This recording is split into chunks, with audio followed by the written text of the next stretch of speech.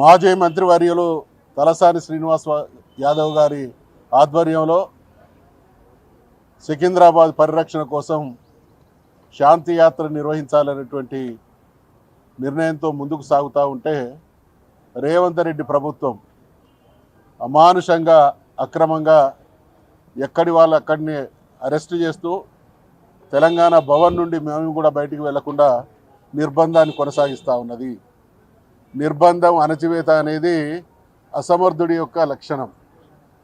ఆత్మవిశ్వాసం ఉంటే, ప్రజలకు మంచి చేసేటువంటి ఆలోచన ఉంటే, చేసిన నిర్ణయాల్లో హేతుబద్ధత ఉంటే ప్రజల్ని స్పందించేటువంటి అవకాశం కలిగించాలి.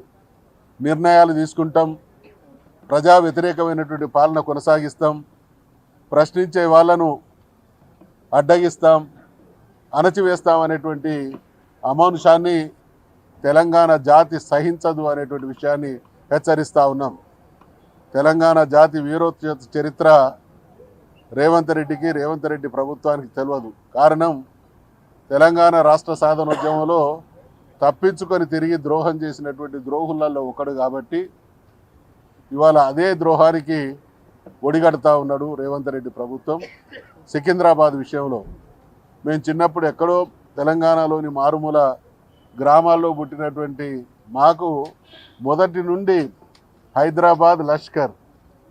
ఇవాళ సికింద్రాబాద్ అంటే గతంలో ఉండేటువంటి వాళ్ళందరికీ అంటే మనకంటే ముందున్నటువంటి తరాల వాళ్ళకు లష్కర్గా వందల సంవత్సరాలుగా తెలంగాణ జాతి జీవనంలో తనదైనటువంటి ముద్ర వేసినటువంటి ఒక నగరం సికింద్రాబాద్ లష్కర్. కాబట్టి ఇవాళ అంటే తెలంగాణకు సంబంధించినటువంటి అనేక విషయాలను మరుగుపరిచేటువంటి నామరూపాలు లేకుండా చేసేటువంటి ప్రయత్నం చేస్తున్నటువంటి క్రమంలో ఇటువంటి దుర్మార్గానికి ఒడిగడుతున్నారు. కాబట్టి ఖచ్చితంగా సికింద్రాబాద్ పరిరక్షణ కోసం మేమందరం తెలంగాణ ప్రజలు, ప్రత్యేకించి సికింద్రాబాద్ ప్రజలు ఖచ్చితంగా సాధించుకొని తీరుతారు. ఇవాళ చేసినటువంటి ఎవరిని అడిగి నిర్ణయాలు తీసుకుంటున్నారు? ఎక్కడన్నా ప్రజాభిప్రాయాన్ని సేకరించినటువంటి సందర్భాలున్నాయా? ప్రజాభిప్రాయాన్ని సేకరించినవని కొన్ని విషయాల్లో చెప్తున్నటువంటి విషయాలను పబ్లిక్ డొమైన్లో పెడుతున్నారా? అంత అరాచకమైనటువంటి నిర్ణయాలు. కాబట్టి ఇవాళ ఈ నిర్ణయాన్ని మేము తీవ్రంగా ఖండిస్తూ ఉన్నాం. ఖచ్చితంగా ఇటువంటి నిర్ణయాలు రేవంత్ రెడ్డి ప్రభుత్వానికి కౌంట్ డౌన్కి ఇది నిదర్శనం. కేసీఆర్ గారు హైదరాబాద్ మహానగరాన్ని, జంట నగరాలను ఎంత అపురూపంగా అభివృద్ధి చేసిండు అనంటే ప్రపంచ చిత్రపటంలో తనదైనటువంటి సుస్థిర స్థానాన్ని సంపాదించుకున్నటువంటి మహానగరాలలో మన మహానగరం కూడా ఒకటి. కాబట్టి అటువంటి చారిత్రక నగరాలను, అటువంటి గొప్ప సంస్కృతి సాంప్రదాయాలకు ఆలవాలమైనటువంటి వాటి మీద వేలు పెట్టినా, ఎటువంటి నిర్ణయాలు తీసుకున్నా ప్రతిఘటన సీరియస్గా ఉంటుంది. ఇది ప్రజాస్వామ్యం. అధికారం చేతిలో ఉంది. వందలాది వేలాది మంది పోలీసులను మోహరింపజేస్తాం.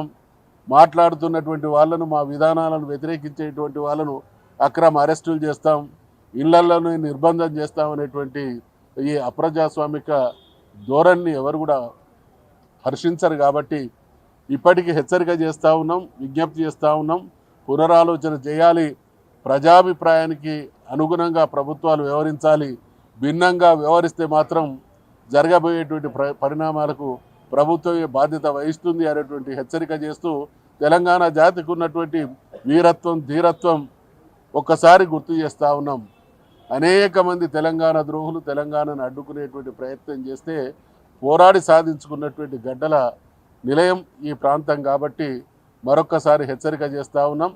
ఏదో ఒక రకంగా మసిబూసి మారేడుగాయ చేసి స్వరూపాలను మార్చి అస్తిత్వాన్ని ప్రమాదంలో పడవేసేటువంటి వైఖరి కొనసాగదు అనేటువంటి హెచ్చరిక చేస్తూ ఖచ్చితంగా ఈ విషయంలో మరి శ్రీనివాస్ యాదవ్ గారు ఇతరత్ర ముఖ్యులు తీసుకునేటువంటి నిర్ణయంలో మేమందరం కూడా భాగస్వాములం అవుతామని హెచ్చరిస్తాము.